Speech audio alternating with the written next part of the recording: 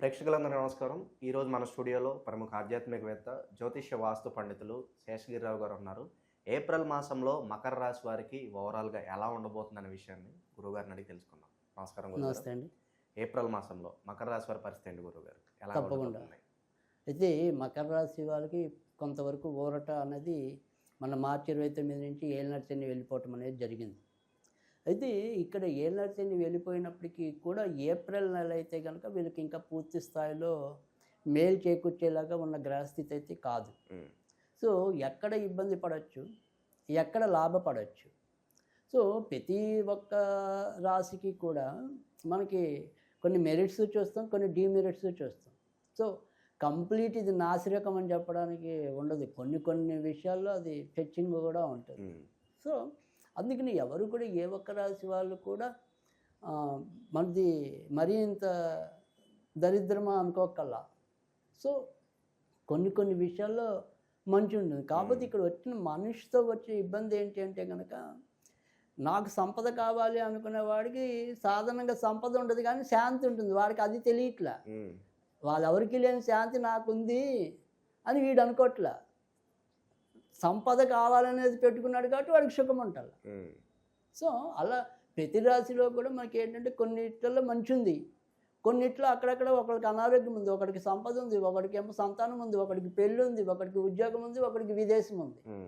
So మనకు వచ్చిన ఇబ్బంది ఏంటంటే మనకి కాకూడదు ఏదైతే లేదో అది కావాలని ఆశపడుతున్నాం కాబట్టి ఇబ్బంది ఏది లేదో అది కావాలనుకోవాలి అనుకుంటాం కాబట్టి అక్కడ మనకు కొంతవరకు ఆ రకమైన అసంతృప్తి కానీ ఏదైనా కానీ. సరే మరి మనిషి అన్నాక ఇంచుమించుగా ఈ రకమైన నైజంలోనే వృద్ధి చెందటం అనేది, మనం వద్దు అనుకున్నా కూడా ఎంతో కొంత ఆ రకమైన ప్రభావంలో ఇరుక్కోవటం అనేది కానీ అది ఆటోమేటిక్గా జరిగిపోతూ ఉంటుంది. అయితే ఇక్కడ మకర రాశికి వచ్చేప్పటికి ఏంటంటే కనుక ఇప్పుడు ఉండే గ్రహస్థితిలో వచ్చే ఇబ్బంది ఏంటంటే కనుక తరచు భార్యాభర్తల మధ్య ఏదో రకమైన విభేదాలు వస్తూ ఉంటాయి. అంటే అదేదో అంటే విడిపోము, అలాగని కొట్టుకు వస్తాం. సో ఈ మానసిక శాంతి అనేది కొద్దిగా ఇద్దరి మధ్య తగ్గుతుంది. అది ఒకటి. తర్వాత రెండోది వచ్చేప్పటికి ఏంటంటే వీళ్ళు ఎప్పటికీ ఏదైనా సరే ఈ పార్ట్నర్షిప్ వ్యవహారాల్లో కనుక ఉంటే, అంటే వ్యాపారాల్లో కానీ ఎక్కడైనా సరే కామన్గా ఇన్వెస్ట్ చేసిన భూములు ఉండొచ్చు, ఇల్లులు ఉండొచ్చు, ఇలా ఏదైనా సరే కామన్ ఇన్వెస్ట్మెంట్, అలాంటి వాటి పరంగా కొంతవరకు గొడవలు కానీ నష్టాలు కానీ ఏర్పడే అవకాశాలు ఉంటాయి. తర్వాత రెండోది వచ్చేప్పటికి ఏంటంటే ఇక్కడ ఇప్పుడున్న దాంట్లో అయితే కనుక ప్రస్తుతం మనకి ఏప్రిల్ మధ్యస్థం వరకు బాగానే ఉంది. సో ఏప్రిల్ మధ్యస్థం వరకు కొంతవరకు బాగానే ఈదుతారు. ఇంట్లో ఏమైనా సరే శుభకార్యాలకు ఉంటే కనుక ఆ శుభకార్యాలన్నీ కూడా సజావుగానే పూర్తవటం అనేది ఉంటుంది. కనుక ఏదైనా సరే ముఖ్యమైన పనులు ఉన్నాయి, ముఖ్యంగా తీసుకోవాల్సిన నిర్ణయాలు ఉన్నాయి, అలాంటి వాటిని సాధ్యమైనంత వరకు కూడా ఏప్రిల్ మొదటుండే ఈ 14-15 తారీఖుల్లోపే పూర్తి చేయటం అనేది మంచిది. సో అక్కడి నుంచి వీళ్ళది కొంత జాతకం అనేది బలహీనపడుతుంది. సో ఏ రకంగా బలహీనపడుతుందంటే ఇందాక మనం చెప్పిన దాంట్లో ఒకటి ఈ పార్ట్నర్షిప్ వ్యవహారాలు ఒకటి, భార్యాభర్తల మధ్య ఉండే ఇబ్బందులు ఒకటి. సో ఈ నెల అంతా కూడా వీళ్ళకి ఏదైనా సరే కొంతవరకు ఎక్కువ ఆనందం కానీ ఊరట కానీ లభించేది ఏదైనా ఉంటే అది ఖచ్చితంగా సంతానపరంగా ఉంటుంది. అంటే ఇటు కొత్తగా సంతానం కావాలి అనుకునే వాళ్ళకి కూడా అనుకోకుండా ఆ రకమైన పంట పండే అవకాశం ఉంది. తర్వాత రెండోది ఏంటంటే ఇప్పటికే కొద్దిగా సెటిల్మెంట్కి దగ్గరగా ఉన్న పిల్లలు ఉంటారు కదా ఇంట్లో, ఖచ్చితంగా వాళ్ళు సెటిల్ అవ్వడానికి వీలైన పరిస్థితులు ఏర్పడతాయి. కొత్తగా ఉద్యోగంలో చేరటం కానీ, తర్వాత వాళ్ళు ఏదైతే వాళ్ళ పరంగా లక్ష్యం పెట్టుకున్నారో వీడు పలానా ఐఐటీలో సీట్ కొట్టాలనో ఇలా ఏవో కొన్ని లక్ష్యాలు ఉంటాయి కదా. సో వాటి పరంగా వీళ్ళకి ఊరట ఉంది. అంటే సంతాన పరంగా ఊరట లభించే పరిస్థితి ఎక్కువ ఉంది. సో అందుకని అక్కడే హ్యాపీ. కానీ వీళ్ళు వ్యక్తిగత విషయంలోకి వచ్చేప్పటికీ ఇంట్లో ఏదో రకమైన కొంత తగువులు ఉండటం, తర్వాత పార్ట్నర్షిప్లు అయితే కనుక అక్కడ కరెక్ట్ ఉండడం లేకపోవటం, తర్వాత కొత్తగా వ్యాపారాలు ఏదైనా విస్తరించడం అనుకుంటే ఇది రైట్ టైం కాదు. చేస్తున్న వ్యాపారాన్ని కొంతమంది ఇంకొంచెం బ్రాంచీలు ఎడదాం అనుకునే వాళ్ళు కొంతమంది ఉండొచ్చు. సరే ఇప్పటిదాకా మనము ఏమంటాం స్టేషనరీ పెడితే మళ్ళీ దీనికి ఏదైనా జెరాక్స్ సెంటర్ కలుపుదామా, ఇంకేదైనా కలుపుదామా అనుకుని కొంతమంది మనం చేస్తుంటాం. అంటే ఎక్స్టెన్షన్. సో ఈ ఎక్స్టెన్షన్స్కి ఈ నెల అంత అనువైంది కాదు. సో ఉన్న వ్యాపారాలని అలా పంపించుకోవడమే మంచిది. సో కొన్నాళ్ళు అయితే కనుక ఈ కొత్త వాటికి మార్పులకి అంత ప్రయత్నించడం అనేది ఈయన అంత మంచిది కాదు. సో అలాంటి వాటికి వీళ్ళు కొంత దూరంగానే ఉండాలి. మరి కొత్తగా పెళ్ళి కావాల్సిన వాళ్ళ పరిస్థితి ఏంటి? అవుతుందంటారా, అవదంటారా? అంటే ఇక్కడ కొద్దిగా అయ్యే అవకాశాలు ఎక్కువ ఉన్నాయి.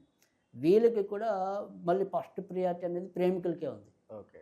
ఏ ఏ ఏ ప్రాంతంలో అవ్వడానికి ఎక్కువ ఛాన్సెస్ కనిపిస్తున్నాయి గురుగారు? అంటే ఏ నెలలో అవ్వడానికి? అంటే వీళ్ళకి ప్రస్తుతం అయితే కనుక మనకి ఏదైతే ఇప్పుడు ముహూర్తాలు ఉన్న ఈ ఏప్రిల్ నెలలో ఈ 2 నెలలు కూడా ఎక్కువ అనుకూలకంగానే ఉంది కనుక ఆల్రెడీ ఇప్పటికే కొన్ని తాంబూలాలు పుచ్చుకున్నవి కూడా ఉండొచ్చు నా లెక్కలో. ఎందుకంటే ఎప్పుడైనా సరే మీకు ఏంటంటే ఈ ఏళ్ళనాటి శని అనేది ఉంది కదా, ఆ శని వెళ్ళిపోతూ కూడా కొంతమంది జీవితాలకు మంచి చేస్తారు. సో అలా కొంతమంది ఇప్పుడు ఉద్ధరించబడి ఉంటారు. సో అవి ఇప్పుడు ఏమన్నా పరిపూర్ణంగా పెళ్లిపేటలకు ఎక్కడం అంటే ముందు నిశ్చయ తాంబూలాలు ఉన్నవి ఇప్పుడు ఆటోమేటిక్గా పెళ్ళికి వెళ్తాయి కదా. సో అలా ఏదైనప్పటికీ కూడా ఈ శుభకార్యాలు అనేది లేదు, ఇంట్లో మనకి ఎవరైనా సరే ఉపనయనం కావాల్సిన వాళ్ళు ఉన్నారు, వాళ్ళకి ఉపనయనం అవుతుంది. సో ఇంట్లో పిల్లల పరంగా మనకి కొంతవరకు ఆనందం లభించడం అనేది సరే. మనమే ఇప్పుడు పెళ్ళికి కావాల్సిన నేను వరుణ్ అనుకోండి, లేదా వధువు అనుకోండి, అమ్మాయి ఉంది అనుకోండి. సో ఇప్పుడు మరి వాళ్ళకైనా సరే పెళ్ళి అవ్వడానికి అంటే ఇంట్లో సంతానం కాదు, వ్యక్తిగతంగానే వాళ్ళు పెళ్ళి కాని అబ్బాయిలు, పెళ్ళి కాని అమ్మాయిలు. సో వాళ్ళకి ఇప్పుడు పెళ్ళి అవుతుందా లేదంటే అవుతుంది. సో అందుకని ఖచ్చితంగా అందుకే అంతగా చెప్పాను. ఇందులో కూడా మళ్ళీ ప్రియారిటీ అంటే కొద్దిగా ప్రేమికులకు ఉంది అంటున్నాను. అంటే ఇప్పటిదాకా ఇది తల్లిదండ్రులకు చెప్పాలా, మరి ఎలా పెళ్లి చేసుకోవాలి, ఇది రకరకాల జంజాటాల్లో ఉన్న వాళ్ళకి కొంతవరకు వాళ్ళకి కొంత వెసులుబాటు లభించడం, ఈ ప్రేమికులకి కొంత ఆశ అది ఫలించడానికి కూడా అవకాశాలు ఎక్కువ ఉన్నాయి కనుక వాళ్ళకి కూడా బాగుంది. సో అది తర్వాత రెండోది వచ్చేప్పటికి ఏంటంటే ఏదైనా సరే ఈ ఉద్యోగం అనేది ఏదైతే ఉందో ఆ ఉద్యోగాల అభివృద్ధి పరంగా ఎవరైనా సరే కొంతవరకు ప్రయత్నిస్తున్నట్టయితే కనుక ఎక్కువ శాతం అయితే కనుక వీళ్ళు కొద్దిగా ఉన్న ప్రాంతాలను వదిలి వేరే ప్రాంతాలకు వెళ్తేనే లాభం ఎక్కువ ఉంటుంది. ఎందుకంటే ఇప్పటికే ఈ యొక్క ఉద్యోగకారులు దిశవారాశిలో ఉండటం అనేది, తర్వాత కూడా రెండోది వచ్చేప్పటికి మే నుంచి నెమ్మదిగా ఈ 2వ స్థానంలోకి రాహు రావటం అనేది, అంటే వీళ్ళు రాహు ఇప్పుడు కూడా అన్య ప్రాంతాలు. సో మనం ఉన్న ప్రాంతాల్లో కాకుండా కొద్దిగా వేరు ప్రాంతాల్లో కనుక కృషి చేసినట్టయితే కనుక ఇంకా కొద్దిగా సాటిస్ఫాక్షన్గా మనకి జీవితం వెళ్ళడానికి ఉంటుంది. కనుక ఆ రకమైన జాగ్రత్తలు మకర రాశి వాళ్ళు తీసుకుంటే మరిన్ని మెరుగైన ఫలితాలు రావటం అనేది కూడా ఉంటుంది. గురుగారు ఇంకా మెరుగైన ఫలితాలు పొందడానికి ఈ రాశి వారు మరి ఎలాంటి రెమెడీస్ చేసుకుంటే ఈ మాసం బాగుంటుందంట? తప్పకుండా. ఎందుకంటే ఇక్కడ ఈ రాశి వాళ్ళకి వచ్చేప్పటికి ఏంటంటే ప్రాథమికంగా మనం చెప్పుకుంది ఏంటంటే ఇంట్లో ఏదో రకమైన కొంత శాంతి కొరవడటం అనేది ఒకటి చెప్పుకున్నాం. తర్వాత ఈ వ్యాపారాల విస్తరణ ఇలాంటి వాటికి కూడా కొంతవరకు ఆశాజనకంగా లేదని చెప్పుకున్నాం.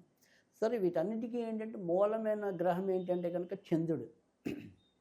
కనుక చంద్రుడితో ముడిపడినది వీళ్ళకి ఇప్పుడు ఈ నెల అంతా కూడా ఉంటుంది. సో దీనికి మనం ఏం చేయాలి అంటే కనుక ఇంట్లో మీకు ఏదైనా సరే లలితాదేవి పటం కనుక ఉంటే ఆ లలితాదేవికి కొద్దిగా సోమవారాల పూట కొద్దిగా పెరుగన్నం నివేదన చేస్తే చాలు. అలాగే మీకు చదువుకోవటం వస్తే లలితా సహస్రనామం అనేది కూడా చదువుకోవచ్చు. ఇలా ఈ ఏప్రిల్లో వచ్చే సోమవారాలు ఆచరించడం అనేది ఒక పద్ధతి. వాళ్ళకి లలితా సహస్రనామం చదవటం రాదనుకోండి, ఓం ఐం హ్రీం శ్రీం శ్రీమాత్రే నమః, ఓం ఐం హ్రీం శ్రీం శ్రీమాత్రే నమః, ఓం ఐం హ్రీం శ్రీం శ్రీమాత్రే నమః, ఇది ఆమె యొక్క మంత్రం. సో దీన్ని మీరు రోజు ఎన్నో కొన్నిసార్లు చదవటం అనేది చేసుకోవచ్చు, అదొక పద్ధతి. సరే మనకి ఇంకో పద్ధతి అనేది ఒక స్విచ్ వర్డ్ అనేది. సో ఆ స్విచ్ వర్డ్ అనేది ఏంటంటే మూన్ లైట్ అనేది ప్రతిరోజు కూడా చదువుకోవటం అనేది. ఇంకా మూడో పద్ధతిలోకి వచ్చేప్పటికి మనం ఏం చేయాలి అంటే కనుక సోమవారాల పూట పాలు, పంచదార, బియ్యం 3 కలపాలి. పాలు, బియ్యము, పంచదార ఇవి సోమవారాల పూట అప్పుడప్పుడు ఏదైనా సరే చెట్టు లేదా మొక్క మొదల్లో వేస్తే కనుక మంచి సుఫలితాలు ఉంటాయి. సో ఈ 3 పద్ధతుల్లో వాళ్ళకి ఏది తేలికైతే అది చేసుకోవచ్చు. ఓకే. మకర రాశి వారికి ఏప్రిల్ మాసంలో ఎలాంటి ఫలితాలు ఉంటాయో మీ మాటలో చాలా అద్భుతంగా వివరించారు గురుగారు. ధన్యవాదాలు.